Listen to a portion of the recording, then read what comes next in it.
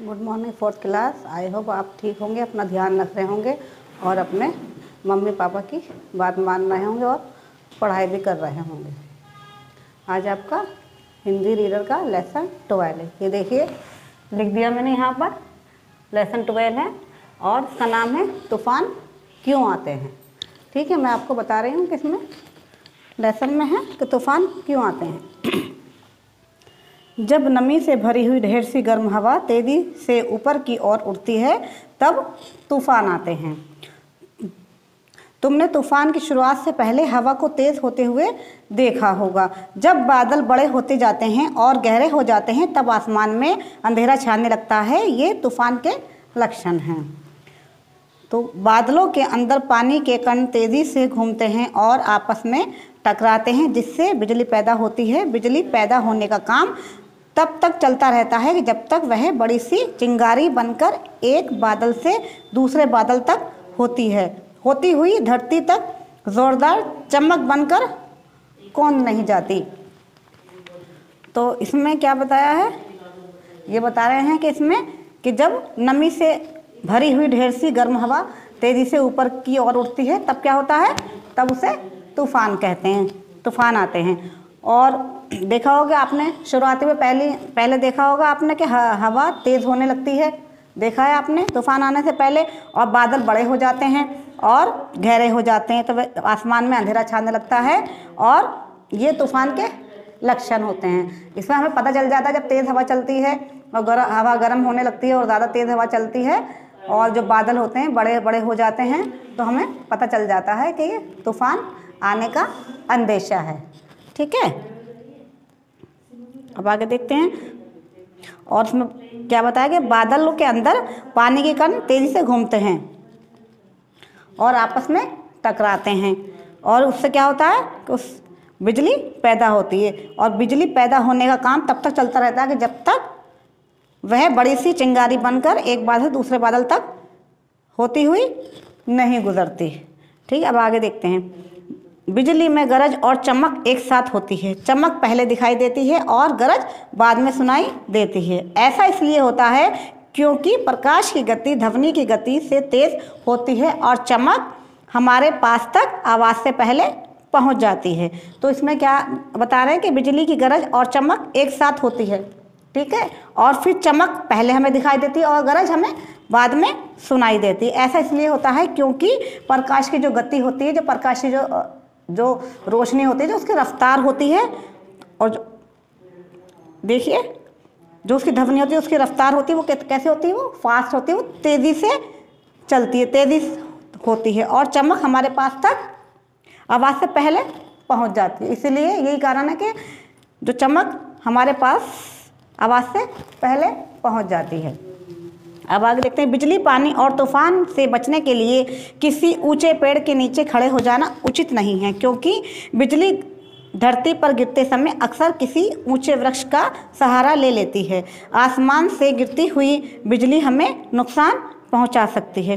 तो इसमें क्या बताया गया कि जब जैसे बिजली, पानी और तूफान से बचने के लिए हम जैसे किसी पेड़ के नीचे, वृक्ष के नीचे खड़े हो जाते हैं तो वो हमें खड़ा होना नहीं चाहिए क्योंकि जो बड़े बड़े वृक्ष होते हैं, जो पेड़ होते हैं, तो उनका ऐसा लगता है कि जैसे बिजली पेड़ों पर ही गिरेगी और आसमान से गिरती हुई बिजली हमें नुकसान पहुंचा सकती है। तो हमें घर पे रहना चाहिए ऐसे टाइम में। बाय द वे अगर कभी हम बाहर हैं तो हमें ध्यान से एक साइड में खड़ा होना चाहिए। ये नहीं कि जैसे हम पेड़ से बचने के लिए हम सोचते हैं कि वर्षा भी नहीं आएगी, गीले भी नहीं होंगे, पेड़ के नीचे हम खड़े हो जाएं तो वहाँ पर भी नुकसान है क्योंकि ज़्यादातर जो बिजली गिरती है तो वो वृक्षों के ऊपर ही गिरती है। ठीक है, अब आगे बिजली चमकते समय जब आकाश में इधर उधर गुजरती है तो आसपास की हवा गर्म हो जाती है। यह गर्म हवा तेजी से फैलती है तो गड़गड़ाहट की तेज आवाज़ सुनाई देती है। तो क्या बता रहे हैं इसमें कि जब बिजली चमकते समय जब आकाश में इधर उधर गुजरती है, जैसे बिजली चमकती है आकाश में इधर उधर गुजरती देखा ना, कभी यहाँ कभी इस साइड दिखाई देती है तो हवा जो होती है वो गर्म हो जाती है और यह गर्म हवा तेजी से फैलती है तो क्या होता है, गड़गड़ाहट की आवाज़, तेज आवाज़ सुनाई देती है। तो बच्चों इस लेसन से आपको किस चीज़ की जानकारी मिली? आई होप इस लेसन से आपको जानकारी मिल गई होगी तूफान क्यों आते हैं, कैसे बिजली बनती है और बादल कैसे गरजते हैं, इसके बारे में आपको जानकारी मिल गई। और बिजली कैसे बनती है और जब तूफान आते हैं तो क्या क्या होता है, तूफान आने के आसार क्या होते हैं, शुरुआती में क्या क्या होता है, और बिजली कहाँ गिरती है, ज़्यादातर बिजली गिरने की संभावना कहाँ होती है, इस सब की आपको जानकारी मिल गई। और आप इसको अच्छे से एक बार और पढ़ना और अपना ध्यान से सुनना। ये आपको तूफान की जानकारी मिली, इससे ये वाली जानकारी आपको आगे भी काम आएगी। हमेशा के लिए नहीं कि आप जैसे आप 4th क्लास में हो, ये वाली जो जानकारी है आपको आगे तक आपके काम आएगी। ओके बच्चों, अब मैं आपकी बैक एक्सरसाइज कराऊंगी, आप ध्यान से देखना और ध्यान से अच्छे से करना। ओके बच्चों,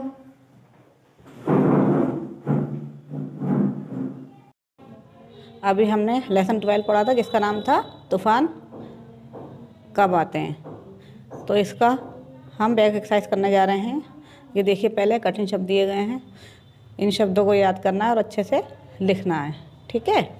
अब सेकंड देखिए, शब्दार्थ वर्ड मीनिंग दी गई है, इनको याद भी करना है और इनको लिखना भी अच्छे से। देखो, शुरुआत का प्रारंभ स्टार्ट, वृक्ष पेड़ ट्री, हवा वायु विंड, पानी जल वाटर, ये देखो ध्वनि आवाज़ साउंड, उचित ठीक राइट, आकाश नभ स्काई।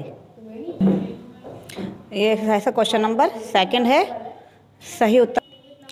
एक्सरसाइज का क्वेश्चन नंबर 2 है ये, सही उत्तर पर सही का चिन्ह लगाओ, ठीक है।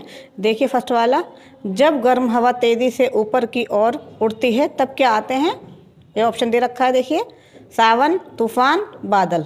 तो क्या आते हैं, तूफान आते हैं। तो मैंने यहाँ पे राइट का निशान लगा रखा है, आप भी लगाना। देखिए देन सेकंड देखेंगे, बिजली में गरज और चमक कैसे होती है, एक साथ अलग अलग कभी कभी।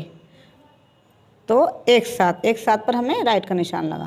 अभी लास्ट देखेंगे, प्रकाश की गति देश की गति से तेज होती है।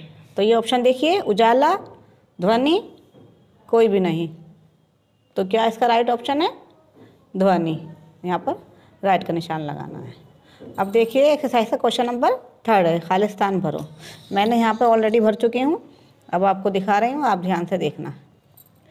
ये देखिए फर्स्ट में, तुमने देश से पहले हवा को तेज होते हुए देखा होगा।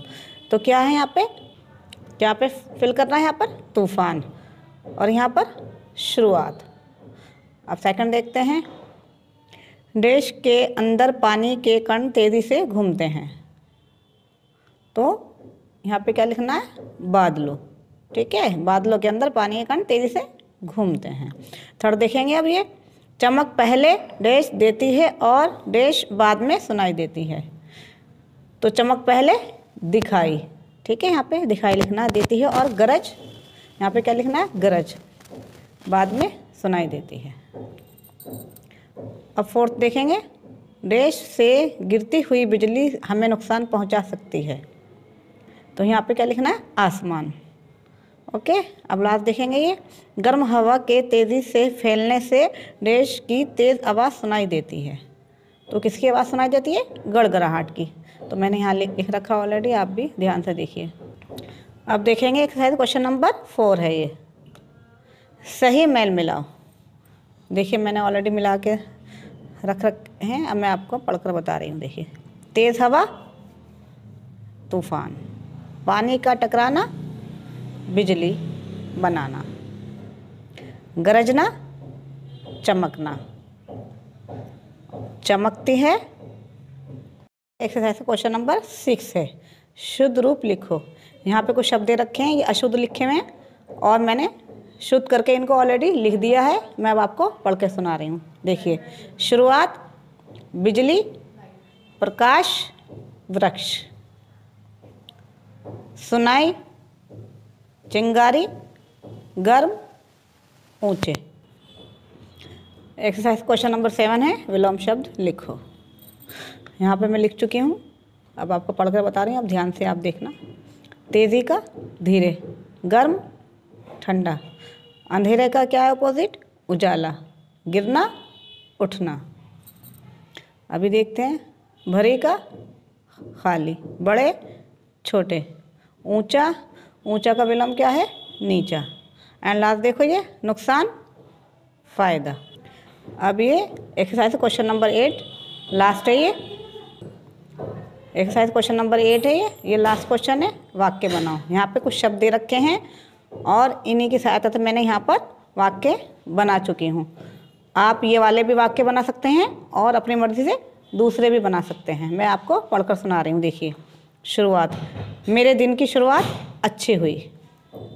अंदर, मैं कमरे के अंदर हूँ। थर्ड देखेंगे, ज़ोरदार, उसने ज़ोरदार धक्का दिया। प्रकाश, प्रकाश की गति तेज होती है। अक्सर, मैं अक्सर गृह कार्य करना भूल जाता हूँ। गृह कार्य बताए, होमवर्क। अब लास्ट देखेंगे, नुकसान, आज पापा को बहुत नुकसान हुआ। बच्चों, ये सारा काम जो मैंने बताया आपको हिंदी की रीडर वाली कॉपी में करना है। नीट एंड क्लीन करना है और इसको अच्छे से याद भी करना है। बाय बच्चों।